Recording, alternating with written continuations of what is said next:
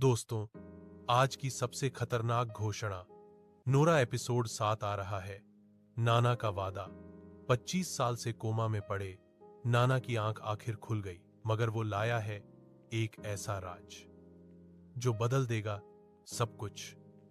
सरकार का गुप्त प्रोजेक्ट, स्टॉर्म वायरस, जैविक हथियार, नोरा के दादा का इन्वॉल्वमेंट, कवर अप, मर्डर और एक खतरनाक साजिश जिसमें टारगेट है नोरा का पूरा खानदान। आज शाम पता चलेगा क्यों 25 साल से छुपाए जा रहे हैं ये सरकारी राज, क्यों कोमा में डाला गया था नाना को, और क्यों फ्रेम किया जा रहा है नोरा के पापा राज को। एक भावनात्मक अस्पताल का दृश्य, एक खतरनाक पीएमओ मिशन और एक चौंकाने वाला भागना। क्या नोरा पीएमओ से गुप्त फाइलें चुरा पाएगी? क्या राज हिरासत से भाग पाएगा? और क्या सच सामने आएगा?